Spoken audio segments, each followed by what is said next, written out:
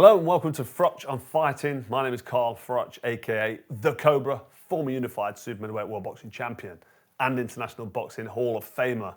This episode is brought to you by Cobra Casino. Okay, so I can't believe I'm actually going to say this, but it's been officially announced. Anthony Joshua will take on Fake Paul on December 19th on Netflix. So it's definitely a professional boxing match, professional heavyweight fight. It's not sanctioned yet, but it probably will be, because it's going to be in the professional boxing rules. 10-ounce gloves, so they're the little ones that I knock people out with. And when AJ's got them on, trust me, you can feel them knuckles through the gloves. Big heavyweight with the same size gloves as what I had on. So it's not 14 or 16 ounces what you spar in.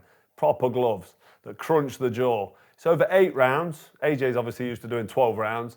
And Joshua can't weigh more than 245 pounds, which won't be a problem because he weighed less than that when he fought Usyk twice. He has been a little bit heavier in a couple of fights, but he performs arguably at his best below 245 pounds anyway. So the weight restriction or weight limit isn't going to make any difference at all to his performance. And even more bizarrely than that, Fake Paul is the A side. He wanted to be the A side, so it's billed Fake Paul, Anthony Joshua. But I mean, AJ's agreed to it because the old bunts, money talks, doesn't it? But yeah, Fake Paul, Anthony Joshua in that order. How's he the A side? Never even fought a heavyweight in the professional capacity, and he's jumping in with AJ. We'll get into it now. So Jake Paul said this isn't an AI simulation. He's probably going to hope it is when AJ starts clumping him around the ear holes. I don't think that'll last long as soon as he lands. This is Judgment Day. I thoroughly hope so. A professional heavyweight fight against an elite world champion in his prime. Fake Paul, let me stop you right there. Anthony Joshua, in his last 7 fights, has been beaten 3 times. The 4 fighters that he beat didn't come to win. So he's not in his prime, is he? He's literally at the end of his career, pretty much finished. And this is why taking this fight with you is telling you all you need to know. It's a cash out. You might as well just cream as much money as he can at the end of his career, fighting an absolute joke shop in clown world. When I beat Anthony Joshua, he says, every doubt disappears. Come on.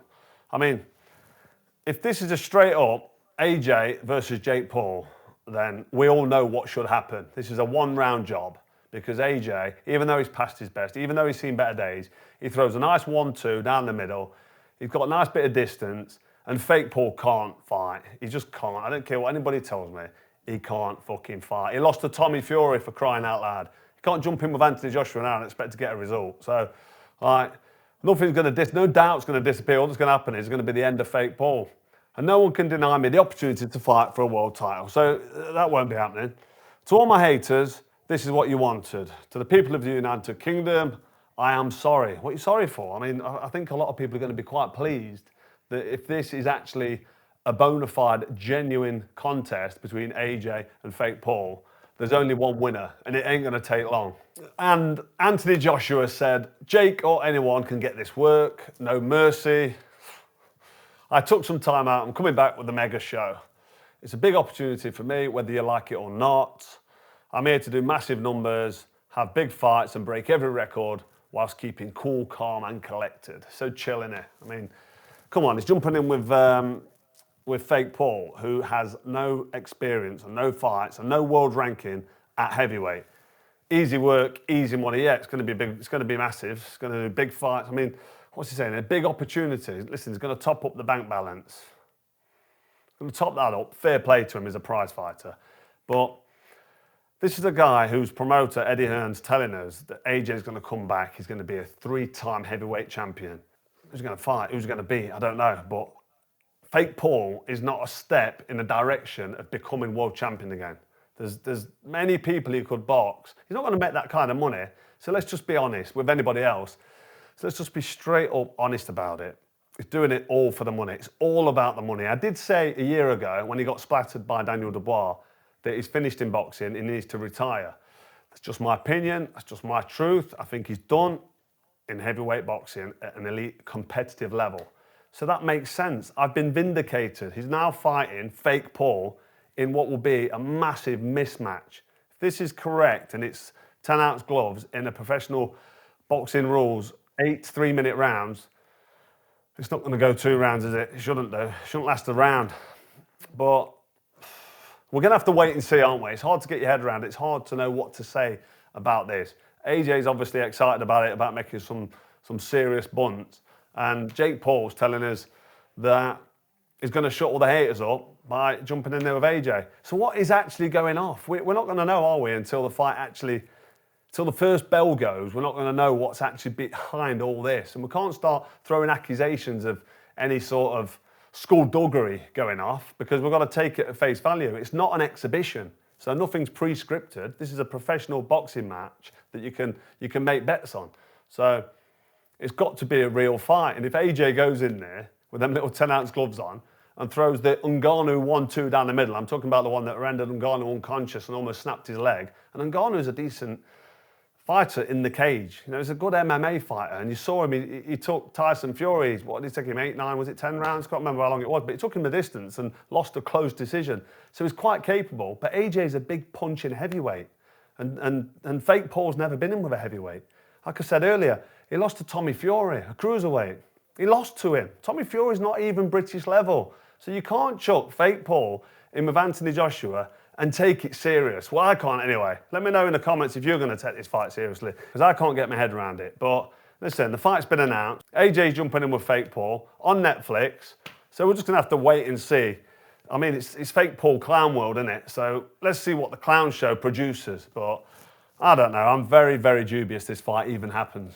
So I've had a lot of people messaging me, sending me WhatsApps and DMs on social media, and they're asking me what I think about it, and this is why I'm doing this video. So what do I think about it? Things to consider are, does Jake Paul deserve credit? And I never thought I'd say this, but yes, Fake Paul deserves a bit of credit, because he's jumping in there with somebody that could potentially render him unconscious, I think quite easily as well. I mean, to put yourself in harm's way in front of an ex-world champion, I mean, AJ was fighting for a world title over a year ago. Okay, he's not been in the ring for over a year. His last fight, he got splattered himself. But it wasn't long before that he was tiptoeing around at world class. He's been in with Usyk twice. All right, he lost. He's had that loss to Ruiz, and then he got flattened by Daniel Dubois. So there is 4 losses. But he's still mixing. I mean, he went 24 rounds of Usyk, never got stopped. I mean, Alexander Usyk's one of the best to ever do it. So let's give AJ credit where credit's due. He's an ex-2-time world heavyweight champion. He's talking about becoming a 3-time champ because people believe he's got a chance to become a 3-time heavyweight champ. Eddie Hearn certainly does. But, so yeah, what I'm getting at is Fake Paul deserves credit because he's jumping in with a guy that's very, very dangerous for them little 10-ounce gloves as well. Is it dangerous? Yeah, the fight's very dangerous, ridiculously dangerous. But only in the sense that Fake Paul could get his jaw broke and his head smashed in, side of his head caved in. I don't think he's going to take a sustained beating that's going to cause any long-term damage. I mean, you can get a brain bleed. God forbid he could get a brain bleed with one punch. He's not been in the ring ever with 10-ounce gloves against a heavyweight, so he's never taken punches from a heavyweight boxer. And AJ's a big puncher. I know he's past his best, but the punch power is one of the last things to go. So if he walks him onto a big right hand, straight in the head, his brain's going to rattle around. He's not going to be used to getting punched like that.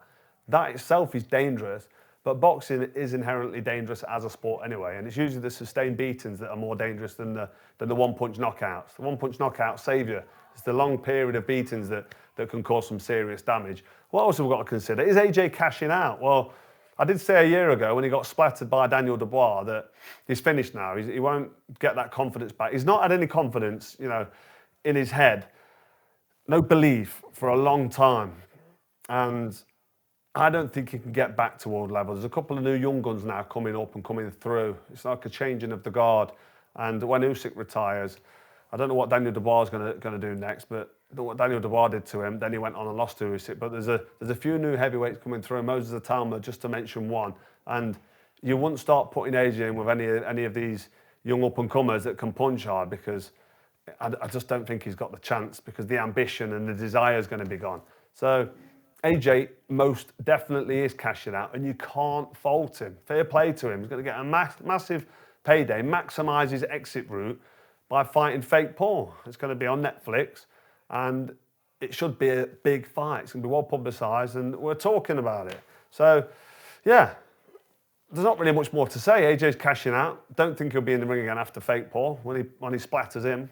If this is real, AJ splatters Fake Paul within a round. Within the first minute of the first round, the first punch, the first right hand that lands anywhere on the cranium of Fake Paul, the fight is over. It's got to be. Like, you can't make an excuse either way. Does Fake Paul think that AJ's that badly past his best and that finished? Does his team, does Nikisa think that AJ's finished that much? I mean, he looked bad, didn't he, in his last fight against the bar? His last few fights, he's shown no confidence. So, but I can't make a case for Fake Paul beating AJ based on AJ's last 3 or 4 fights. I just can't make a case for it because it's such a low level. It was a crap cruiserweight, Fake Paul. He's never fought at heavyweight. He lost to Tommy Fury. I mean, for fuck's sake, come on. He can't jump in there with Anthony Joshua and expect to get a result unless he's really thinking AJ's totally finished. And last but not least, does this damage AJ's legacy? Well, I don't want to be horrible, but what legacy? What is AJ's legacy? For me, AJ's legacy is bringing boxing to the forefront, filling stadium fights back to back, filling stadiums, 4 or 5 times? I mean, I did 80,000 at Wembley Stadium. And he took off what, I was the catalyst for. Me and George Groves doing Wembley Stadium was a post-war attendance record. And then he took it on from that. And fair play to him, he's been involved in big fights. The general public got behind him. He climbed off the canvas with Klitschko and wallop. It was catapulted to success. And fair play to him, he's got in there and he's done the business. But when he's stepped up to elite level, he's been found wanting, even at mediocre level, with the Ruiz loss. He got beat up that night, didn't he? And then he lost twice to Usyk, and he got absolutely flattened, ironed out by Daniel Dubois. We all saw it. And for me, that was the end of him, and that was over a year ago. So his legacy for me will be what he did for boxing, bringing boxing back to the general public, bringing it back to a crossover fan, the armchair fan. People want to come and watch him fight, not to watch boxing because they enjoy boxing, but because they want to be involved in a big event and a massive occasion. So that's great for boxing, and that gets all eyes on the beautiful sport that I love, professional boxing, which is great. So fair play, but that's his legacy. He's not had a Hall of Fame career, not showing off, but you've got to have back-to-back world title defences, and you have to be successful against elite level fighters to be in the Hall of Fame. It's got to be acknowledged, and that's no slant on him. AJ's gone in there, he's faced everybody. I don't think he should have probably jumped in with Usyk when he did, but he was brave enough. He dared to be great. He believed in himself. He just wasn't good enough. Does this damage his legacy? A little bit, because he's fighting in the clown world, isn't he? Fake Paul clown show is in full force. But it's big bunts. The Bunsen burner's lit, like I've said. He's cashing out. And fair play to him, he's cashing out. But to what detriment to his legacy?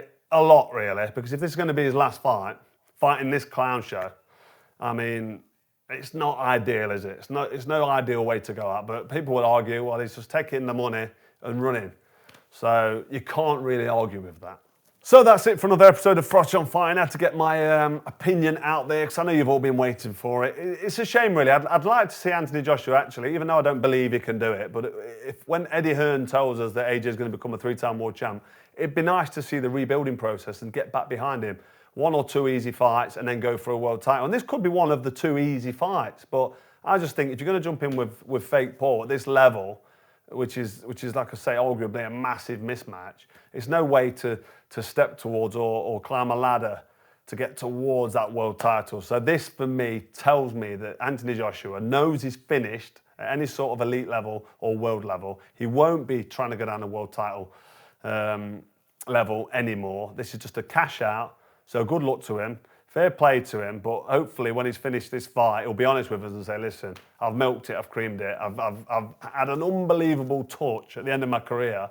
I mean, he's already had an outrageous touch, hasn't he, with the involvement of Saudi Arabia, and now he's just creaming it at the end. He's got Fake Paul, which is massive. Great for AJ, fair play to him. Anybody would do the same at the end of the career he's had. He's not an elite heavyweight, is he? He's never going to come back and become a world champion again, in my opinion. You might think differently. You'd let me know in the comments below. But if you're finished like I think AJ is, what else are you going to do? You're going to try and make as much money as you can before you actually retire. Before you hang the gloves up, you're going to say, let's maximise it. Let's rip the arse out of it. So he's going to go in with Fake Paul if the fight happens. I've still got my doubts.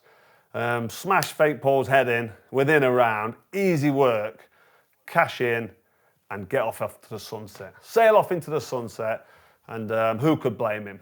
Let me know in the comments what you think. Is this fight dangerous? Should it be happening? Are you going? I've already been invited out there. I'll probably go and have a look. I mean, it's going to be big, in it. There's going to be people wanting fake Paul to get his head smashed in and rendered unconscious. And there's always going to be people thinking, can fake Paul do it? Can he pull off the upset? Can he beat Anthony Joshua? I mean, it's a good move, isn't it, what they've pulled? It's very catchy. It's going to get everyone talking. I'm talking about it.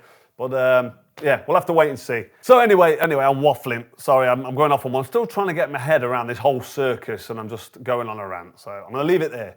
I've had a good chat with Devin Haney, a proper boxer, a bit of real boxing. So yeah, Devin Haney, I'll release that video later on this week. So tune in, hit subscribe, hit the bell, and we'll see you very soon.